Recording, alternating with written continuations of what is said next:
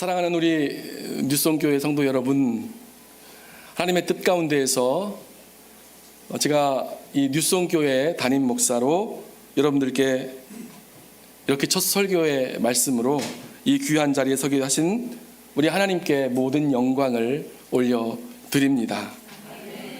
저는 지난 주를 끝으로 해서 눈물로 이전 교회를 사임하고 오늘부터 기대와 그리고 소망 가운데에 뉴송교회를 섬기게 되었습니다.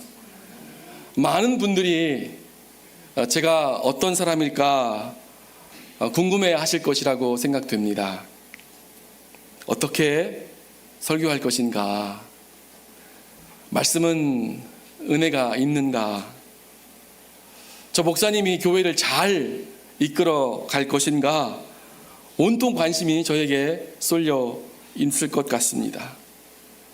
그런데 저를 향한 그러한 마음들이 오늘 이 시간만큼은 저 한 사람이 아니라 우리 하나님을 향해서 눈을 돌릴 수 있기를 축복합니다. 오늘 말씀을 위해서 세우신 이 자리가 이 오행열 목사라고 하는 이 사람이 아니라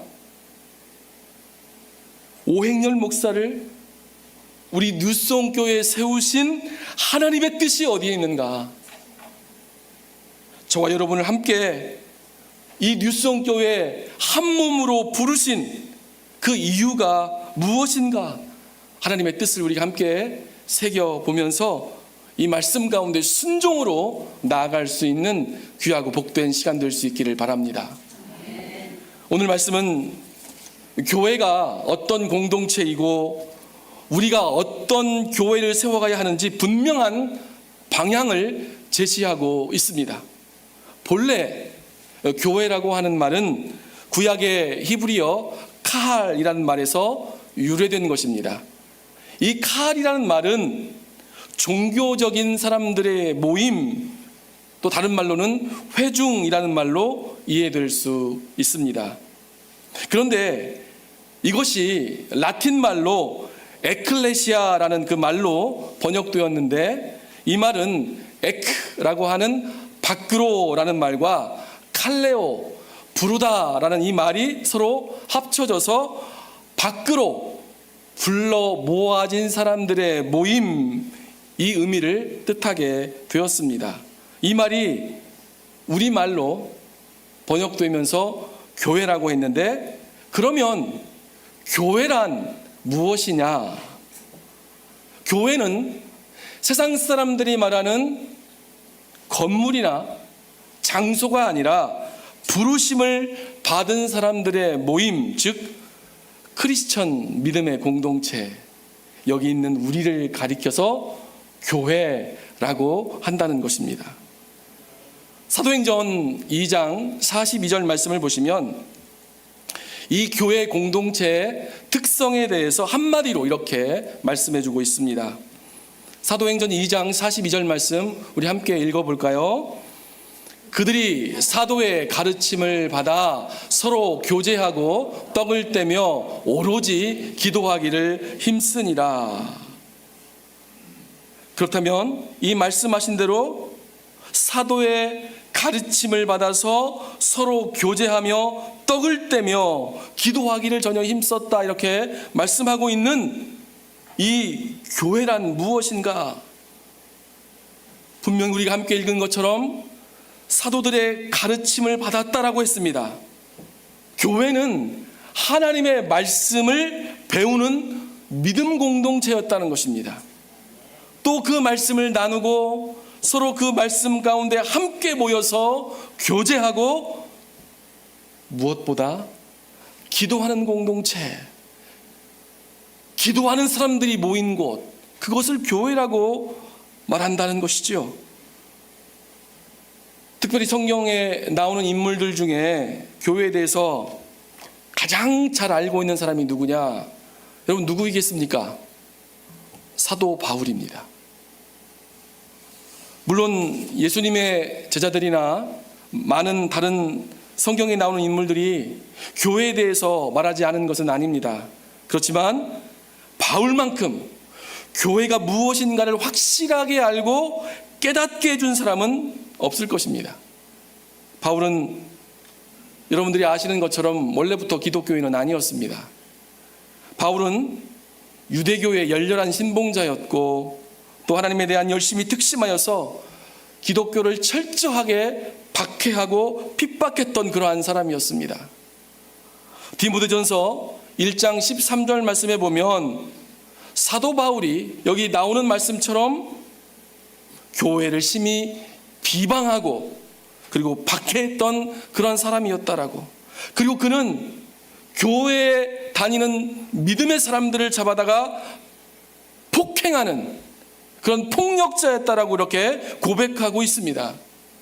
그리고 이러한 사실에 대해서 사도행전 22장 4절에서 자기 자신에 대해서 고백하며 이야기하고 있죠. 내가 이 돌을 핍박하여, 이 도라고 하는 것은 기독교를 말합니다. 사람을 죽이기까지 하고 남녀를 결박하여 옥에 넘겼노라라고 자신이 얼마나 교회를 핍박하고 박멸하기까지 성도들을 잔해했던 그러한 사람이었는지를 그가 이 말씀 속에서 잘 표현해 주고 있다라는 것입니다. 여러분, 사도행전 9장에 보시면 회심하기 이전에 바울이 교회를 증오해서 기독교를 믿는 무리들을 잡아들일 그런 계획을 세우고 대제사장에게 가서 그들을 잡을 수 있는 공문을 요청합니다. 그렇게 그 권한을 위임받아서 다메섹으로 떠났는데 길을 가는 도중에 주님을 만나게 되는 놀라운 체험을 하게 되지요. 이 사건은 바울의 인생을 뒤바꿔 놓은 아주 획기적인 사건이었습니다. 바울이 여기서 부활하신 예수님을 만나 회심하고 자신의 모든 명예와 신분을 버리고 이방인의 사도로 헌신하는 결정적인 계기가 되었던 사건이었던 것입니다. 하나님과 유대교에 대한 열심히 특심했던 그 바울이 살기가 등등하여서 그 기독교인들을 잡아서 처단하려는 그런 목적으로 다메섹으로 가던 중에 강렬한 빛 가운데서 부활하신 예수님의 음성을 듣게 됩니다. 사울아, 사울아, 네가 어찌하여 나를 핍박하느냐? 바울이 한 번도 주님을 경험한 적이 없습니다. 그런데 이런 놀라운 신적인 임재를 두려움 가운데 느끼고는 땅에 꼬꾸라져서 주를 향해서 주여 뉘시오니까라 이렇게 물어봅니다. 그때 예수님께서 나는 네가 핍박하는 예수라라고 말씀하셨다는 것입니다. 바울은 예수님을 그 전에 단 한 번도 본 적이 없고 만나본 적도 없는 그런 사람이었습니다. 바울은 단지 기독교인들을 증오하여 그들을 핍박하고 그들을 잡아다가 옥에 가두고 어떻게든 잔해하고 없애려고 했던 것밖에는 없습니다. 그런데 주님은 그것이 곧 자신을 핍박한 것이라고 말씀하셨다는 것입니다. 여기서 알 수 있는 중요한 사실은 예수님께서 자기 자신과 교회를 한 몸으로 보고 계신다는 사실입니다. 그러므로 교회를 핍박하는 것은 곧 예수님을 핍박하는 것이고 교회를 욕되게 하는 것은 곧 예수님을 욕되게 하는 것이라는 사실을 이 체험을 통해서 바울이 깨닫게 된 것입니다. 오늘 우리가 함께 나눌 이 에베소서 4장 본문의 말씀은 교회의 본질과 목적에 대해서 그리고 우리가 함께 세워갈 교회의 모습을 우리에게 말씀해 주고 있습니다. 여기서 먼저 우리가 나눌 은혜의 말씀은 우리 주 예수 그리스도께서 이 세상의 모든 교회, 특별히 우리 뉴송 교회의 주인이시다라는 말입니다. 그분이 우리 교회의 주인이시다라는 것이지요. 에베소서 4장 11절인데요. 우리 함께 읽어보겠습니다. 시작. 그가 어떤 사람은 사도로, 어떤 사람은 선지자로, 어떤 사람은 복음 전하는 자로, 어떤 사람은 목사와 교사로 삼으셨으니. 여기서 중요한 말씀은 그가 그의 몸된 교회를 위하여 교회의 직분자들, 사도로, 선지자로, 그리고 복음을 전하는 자로, 목사와 교사로 세우셨다는 것입니다. 여러분, 그가 누구입니까? 우리 주 예수 그리스도이십니다. 그분이 교회의 주인이시다는 것이지요. 우리 교회의 주인 되신 예수님께서 어떤 사람은 사도로, 또 어떤 사람은 선지자로, 어떤 사람은 복음 전하는 자로, 어떤 사람은 저와 같이 목사와 교사로 삼으셨다는 것입니다. 여기서 말씀하고 있는 사도란 예수님의 공생애 동안 함께했던 예수님의 12제자를 말합니다. 그리고 그 외에도 부활하신 예수님께서 직접 이방인의 사도로 세우신, 오늘 함께 이야기했던 그 바울, 그리고 넓은 의미에서 교회와 성령에 의해서 파송을 받은 바나바, 그리고 실라, 그리고 예수님의 형제 야고보와 같은 그러한 사람들도 사도로 포함될 것입니다. 또 여기서 말씀하고 있는 선지자란 하나님의 말씀을 하나님의 백성들에게 그렇게 전하는 사람들인데, 특별히 예언의 은사를 가지고 사역했던 사람들이고, 또 초대교회 때는 이 선지자들이 백성들을 권면하고 격려하는 그런 역할을 했던 하나님의 사람들이었습니다. 사도행전 11장과 21장을 보시면 당시에 예루살렘에 큰 흉년이 있을 것이다 라고 예언했던 사람이 나옵니다. 그리고 바울이 결박되어서 로마에 끌려가게 될 것이라고 그렇게 예언했던 선지자가 나오는데, 그 사람이 바로 아가보라고 하는 사람입니다. 복음 전하는 자라, 이 말은 어떤 말이냐면 초대교회 당시에 여러 지역들을 순회하면서 말씀을 전하는 선교사들을 가리키는 말입니다. 사도행전 21장에 보시면 대표적인 인물로 누가 있습니까? 빌립이라고 하는 사람이 바로 그와 같은 사람입니다. 이렇게 처음 교회를 세우는 데 있어서 이렇게 중추적인 역할을 했던 사도나 선지자나 이 초대교회 때의 순회 선교사는 오늘날 존재하지 않습니다. 그런데 그 다음이 중요합니다. 어떤 사람은 목사와 교사로 삼으셨으니, 목사와 교사는 하나의 직분을 가리키는 것으로 볼 수 있습니다. 목사는 영어로 패스터라고 하지만 헬라어 포이멘으로 그 원뜻은 양치는 사람, 목자, 셰퍼드라는 이 말입니다. 목사는 양을 돌보고 먹이고 보호하고 인도하는 사람이다, 그 말입니다. 목사는 동시에 교사로서 말씀으로 성도를 가르치고 교육하는 사람을 가리킵니다. 그래서 우리가 목사를 생각할 때 우리 하이라키 구조 속에서 우리는 그 목사를 마치 직분의 가장 높은 자리에 있는 것처럼 여길 때가 많이 있지요. 존중하는 의미에서 그렇게 볼 수는 있지만 성경에서 말씀하고 있는 목사는 양들을 섬기는 종으로 부르심을 입은 것입니다. 제가 우리 뉴송 교회에 오기 전에 지난 고별 선교에서 뉴송 교회를 위하여 평생을 이 인생을 드리기로 작정하고 여러분들을 섬기는 종으로, 기도하는 종으로 함께했던 교인들에게 기도를 부탁하며 이 앞으로 나아왔습니다. 그리고 우리 교회는 제가 함께 있었던 그 교회에서 계속하여 1년 동안 함께 위하여 기도해 주기로 약속해 주셨습니다. 여러분, 목사라고 하는 개념은요, 요한복음 10장에 나오는 예수님께서 자기 자신을 가리켜서 나는 선한 목자다라고 말씀하시는 자기 계시의 말씀에서 유래한 말입니다. 요한복음 10장 14절로 15절 말씀해 보시면 예수님께서 자기 자신에 대해서 이렇게 증거하셨습니다. 우리 함께 읽어볼까요?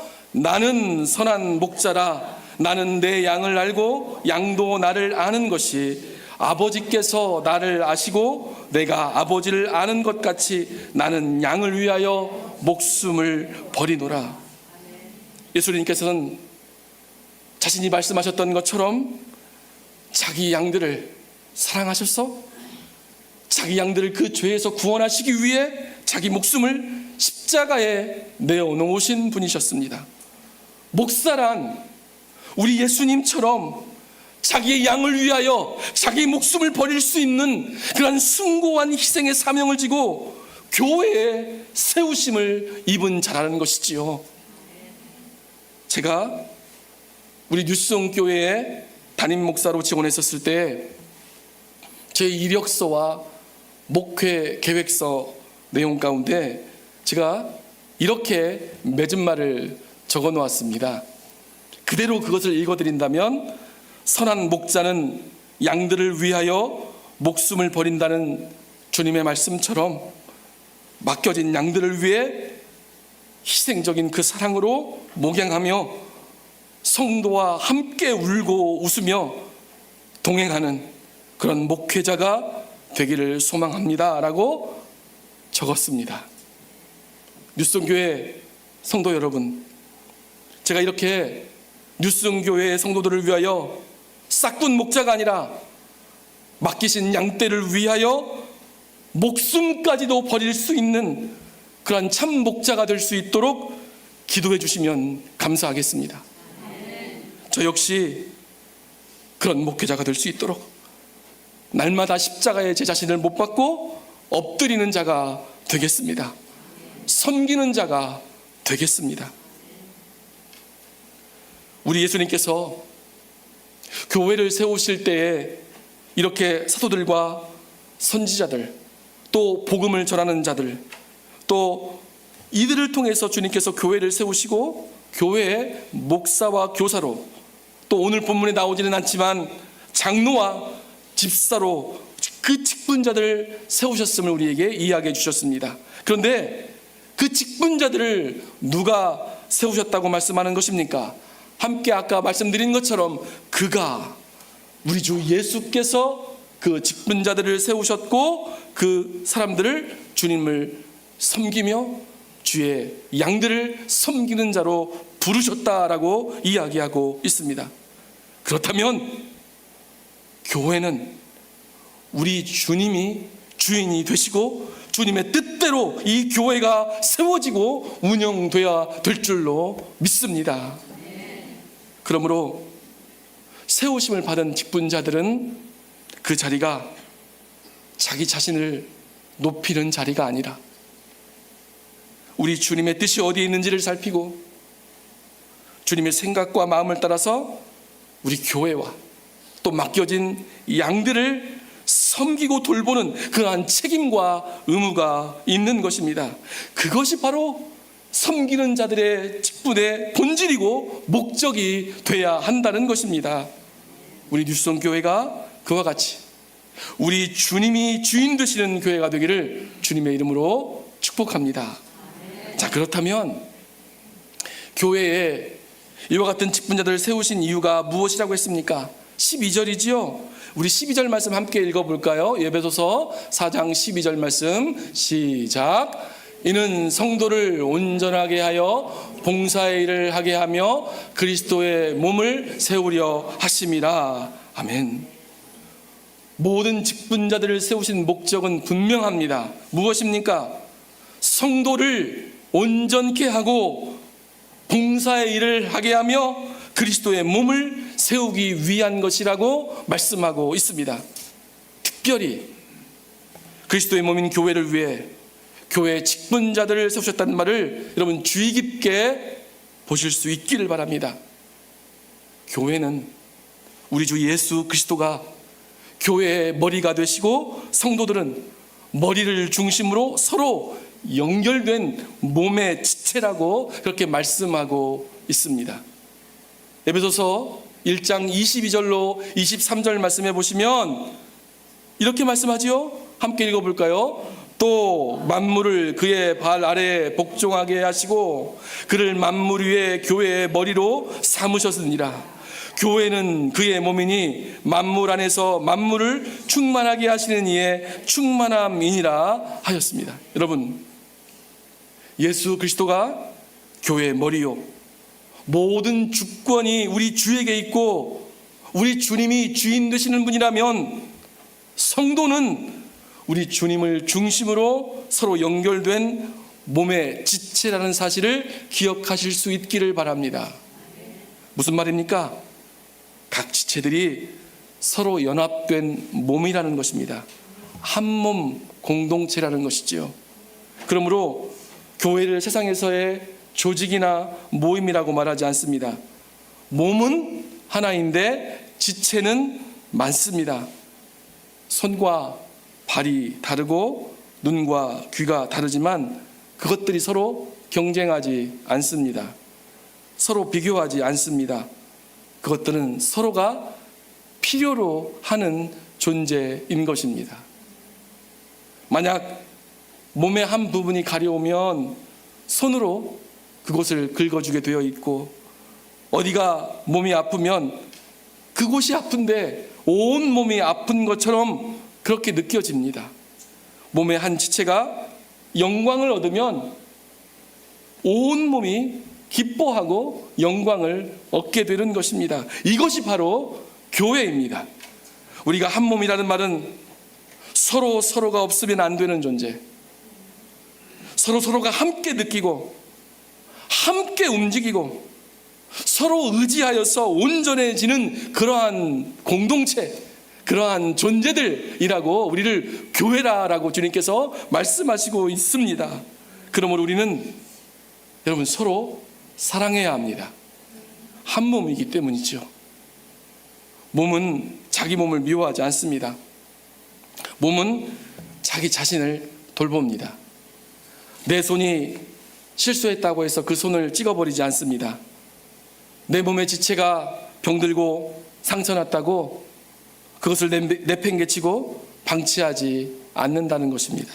오히려 약을 먹고 또 약을 바르고 치료하고 더 돌보고 싸매어 준다는 것입니다. 이 교회도 또한 마찬가지라는 것이죠. 우리는 서로 판단하고 정죄하기 위해 부름받은 그러한 사람들이 아니라 서로 사랑하기 위해 부름받은 그러한 사람들입니다. 저는 우리 뉴스온 교회가 참 아픔이 많은 그런 교회라고 들었습니다. 그동안 담임 목사님의 부재로 사람들이 상처받고 동요했던 것이 사실입니다. 우리의 연약함으로 우리 지체들에 대한 그런 말들이 사랑하고 격려하고 세우는 말이 아니라 낙심하고 또 원망하고 또 우리가 서로를 손가락질하는 그러한 말들이 많았음을 우리가 고백하지 않을 수 없습니다. 그러나 이제 우리 주님께서 그동안 힘들고 어려웠던 고통의 때를 지나서 우리 교회를 싸매어 주시고 새롭게 하실 줄로 믿습니다. 우리를 사랑하시고 한 몸으로 부르신 우리 주님을 생각함으로 우리 지체에게 이제 부족함이 보이면 오히려 그를 긍휼히 여기고 사랑할 수 있기를 바랍니다. 우리 지체 가운데 누가 연약해 보이면 그를 품으실 수 있기를 바랍니다. 우리 지체 가운데 누가 실수를 하면 기다려줄 수 있는 그러한 아량이 있는 우리 모든 뉴스온 교회 성도들 될 수 있기를 축복합니다. 이렇게 이런 은혜를 서로에게 어떻게 그것들을 나타낼 수 있는가 한번 생각해 봅니다. 여러분, 어떻게 이런 은혜를 우리가 나눌 수 있죠? 바로 그 연약한 성도가 남이 아니라 내 몸의 지체이기 때문입니다. 진정한 교회는 서로를 향해서 왜 저럴까라고 그렇게 비방하는 것이 아니라 내가 어떻게 도울 수 있을까라고 묻고 세워주는 공동체라는 것입니다. 그렇게 우리 뉴스원교회가 서로 사랑하며 한 몸 공동체로 세워질 수 있기를 축복합니다. 오늘 본문 말씀 4장 15절 말씀을 함께 보겠습니다. 우리 함께 읽어보겠습니다. 오직 사랑 안에서 참된 것을 하여 범사에 그에게까지 자랄지라. 그는 머리니 곧 그리스도라. 아멘. 여기 우리말 번역에는 오직 사랑 안에서 참된 것을 하여 라고 이렇게 번역하고 있지만, 이 말씀을 영어로 보면 Instead speaking the true in love 라고 말씀합니다. 무슨 말입니까? 사랑 안에서 진리를 말하는 것이라고 했습니다. 무슨 말입니까? 주의 몸된 교회를 세우는 일에 있어서 성도들의 말이 너무나 중요하다는 말입니다. 사랑 안에서 진리를 말하라, 그렇게 말씀하고 있습니다. 우리의 말이 사랑하는 마음에서 나오는가? 내가 던지는 말이 하나님을 영화롭게 하고 사람을 세우고 살려내는 말인가? 그것을 먼저 보라는 것입니다.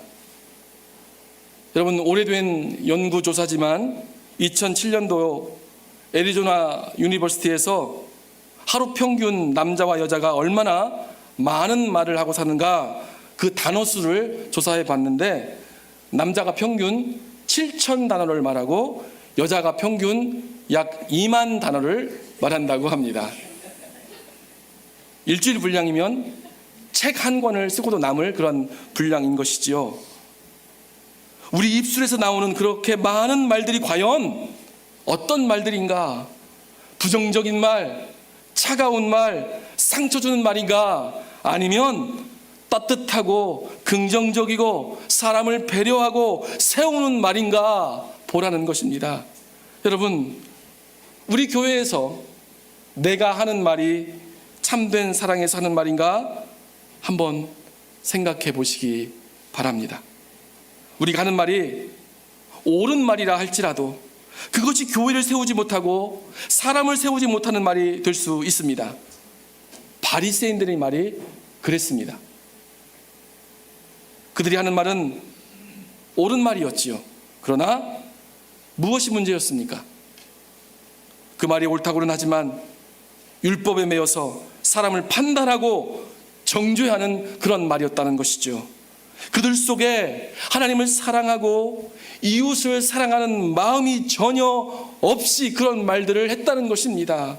이런 말은 교회를 세우지 못한다는 것입니다. 그래서 예수님께서 그 바리새인들을 향하여서 이 독사의 자식들아 라고 책망하셨던 것입니다. 하나님은 우리의 말에 창조적인 힘과 능력이 있음을 분명히 증거하고 있습니다. 민수기 14장 28절 말씀에 어떤 말씀이 나오냐면 내 귀에 들린 대로 행하리라 라고 우리 하나님께서 말씀하셨습니다.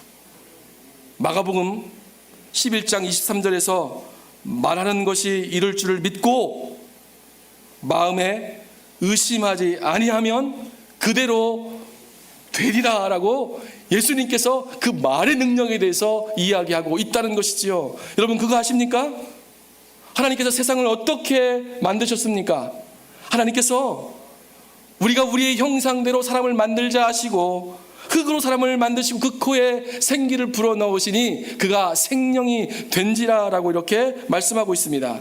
하나님께서 세상을 창조하셨을 때 여러분, 말씀으로 세상을 창조하시지요. 하나님께서 빛이 있으라 하시니 빛이 있었다라고 말씀하고 있습니다. 말씀으로 그것이 되도록 하셨다는 거예요. 그런데요, 놀랍게도 우리가 그 하나님의 형상으로 창조함을 입었다는 그 사실에 놀라운 비밀이 숨겨져 있습니다.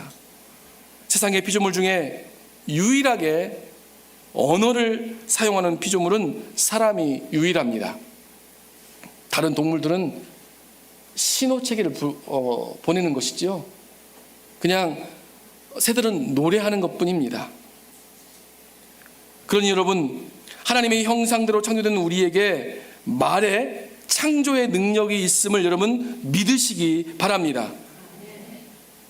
죽고 사는 것이 혀의 힘에 달렸나니 혀를 쓰기 좋아하는 자는 혀의 열매를 먹으리라 라고 잠언 18장 21절 말씀은 우리에게 그 말의 신비한 능력을 가르쳐주고 있습니다.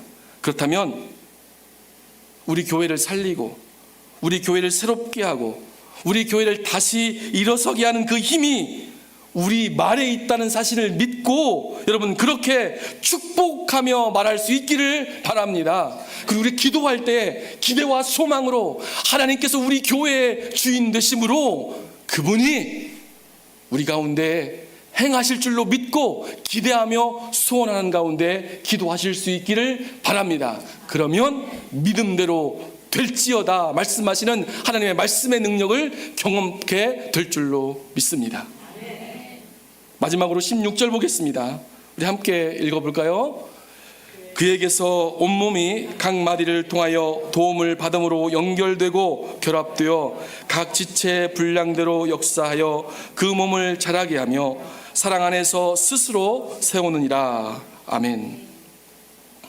각 지체의 분량대로 역사하여, 여기에는 놀라운 은혜가 담겨 있는데요, 하나님은 우리 교회 안에 쓸모없는 사람들을 두지 않으셨다는 것입니다. 필요 없는 지체가 없다는 거예요. 모두가 다 한 몸으로 그 맡은 역할이 있다는 것입니다. 베드로전서 4장 10절 말씀해 보시면 이렇게 베드로가 이야기합니다. 각각 은사를 받은 대로 하나님의 각양 은혜를 맡은 선한 청지기 같이 서로 봉사하라 라고 말씀하고 있습니다. 이 베드로는 하나님께서 교회를 세우실 때 이 교회가 어떻게 구성된 공동체인지를 알고 지금 이와 같이 말하는 것입니다. 각각 그 받은 은사가 다양하다는 것입니다. 하나님께서 교회를 섬길 수 있도록 그 은사를 많이 받은 사람도 있고 또 그 은사를 적게 받은 사람도 있지만 모두에게 예외 없이 분량만큼 하나님께서 뜻하신 대로 주셨다는 것입니다. 어떤 사람은 리더로 그리고 직분자로 섬기기도 하고 또 어떤 사람은 보이지 않는 자리에서 기도합니다. 또 어떤 사람은 사랑이 많아서 따뜻한 말로 사람들을 세우고 격려하는 그러한 사람도 있습니다. 또 어떤 사람은 그렇게 드러나지 않지만 묵묵하게 봉사하며 교회를 섬기는 그러한 사람도 우리 주위에 있습니다. 이러한 모든 것들이 다 하나가 되어서 교회를 지탱하고 교회를 아름답게 세우게 된다는 것이지요. 세상이 보기에는 크고 작은 차이가 있을지 모르지만 하나님 앞에서는 모두가 합력하여 선을 이루는 귀한 사역인 줄로 믿습니다. 이와 같은 섬김이 교회를 교회되게 만들고 사랑 안에서 교회를 아름답게 세운다는 것입니다. 교회다운 교회는 특별한 몇 사람이 아니라 각기 맡은 자리에서 크고 작든 그 분량대로 충성되게 섬기는 사람들을 통해 이루어진다는 그 사실을 기억하고 우리 뉴스동교회가 우리 주 예수 그리스도를 머리로 모든 성도들이 서로 연합하여 함께 세워가는 그런 교회가 될 수 있기를 주님의 이름으로 축복합니다. 기도하겠습니다.